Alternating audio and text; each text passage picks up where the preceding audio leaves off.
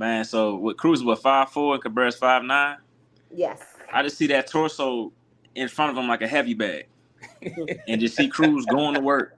If he don't give Cruz something to respect him to keep him from getting inside, it's gonna be a either long or short night for him. I remember Cruz's American debut, and I seen him come out, and I said, "Who is this? Who's this boy? No neck, head swollen." And we started throwing the punches. I said, "Lord have mercy, this dude is a problem." And then he fought Tank, and Tank was hitting him with everything but the kitchen sink. Yeah, and he was still there. And I said, "Oh my goodness, this boy's a problem." So I think he has the right opponents in front of him right now, to still look good and still, put in his tickets for that world title shot to try to win that lottery for it. And I think Cruz walks away with this one with another KO victory. Okay. What about you, Frankie? Cruz gave Tank one of the toughest fights I've ever seen him in. And then after that, I continue to watch him. And a lot of people don't realize that the shorter fighters are the hardest fighters. They're hard to keep on the outside, especially when they start applying defensive pressure. And I don't even know if they've been training for the defensive pressure. It's not really something that you can train for unless you get guys that really know what they're doing in the gym. So, of course, I'm going to go with Cruz because I've seen what he can do. And it's one of those things that you really can't stop unless you got the will to stop it. I mean, you can stop it for a couple of rounds, you know what I mean? But eventually, your guy's going to start breaking down. And from what I've seen, Cruz is a master at breaking his opponent down. That's true. How about you, Tava? I think Cabrera comes in with the right game plan. I just don't know if he has the talent or the skill set to execute. You have to realize that PitBull has gotten much better since that fight with Gervonta Davis. And, he's improved to the point where, he's really in his bag, so to speak. And I think he's trying to prove that if he's not the best, he's the second best fighter in the lightweight division. And right now, being the second best, man, that says a lot. So if he can have another impressive knockout, I think with his fan base and with the boxing fans loving his action and the way his style of fighting, I think there will be some demand for someone with those belts to step up against Cruz. And he's probably one fight away from, the fans demanding he fight Gervonta Davis again because, again, that fight was competitive and he put Gervonta in position and he was still a young fighter.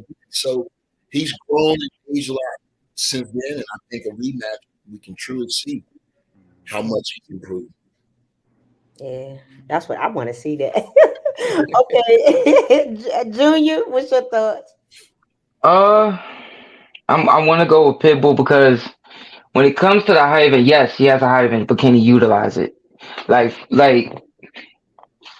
Frankie just said, they could be difficult to fight, especially with how they come in. What he should do is have this in his face all night long, not just like putting his stick out there, feign him or whatever and shotgun jab and whatever. I mean, like really, until the referee says stop, you blocking him just like this on the camera. Everywhere he go, control him up because even if you say, hey, you can't stick. Oh, okay. Then I'm just gonna keep doing this. And then keep touching his glove. If with a guy like PitBull, they're non-stop type of guys. So you already have to train that no matter what, this guy's going to throw 60 punches around at the least. You have to already think that way. So now you have to go, okay, so my guy might, let's say, I don't know what his punch output is, but I want to say it's nowhere near PitBull's. So Giovanni's going to have to make everything count. Don't move too much because it's way easier to get. With a guy like PitBull, it's so easy to get exhausted. You can be boxing a guy no problem but the ring will get smaller and smaller. It's way easier to get exhausted. You can be more exhausted and walk a guy down than be exhausted and try to keep a guy off you. It's way more difficult. You can sit there and hit a guy, turn him, and then he right back on you, and it just slowly wears you down. So if I'm him, I was like, okay, make sure you don't move too much, but make it to where you're going to more real estate for a reason. He has to have his feet set. So So Giovanni has to sit there, make him have to commit. And every time you see his feet set, throw something.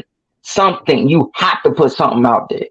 And then, so even if it's a throwaway shot, just to get him to relax and think that, oh, he ain't got nothing coming. And then throw 3 shots and then the last 2 is hard. Do that. But every time you move, make him commit and then now go back the other way. Walk him this way. See if you can make him follow you and drop a brick on him.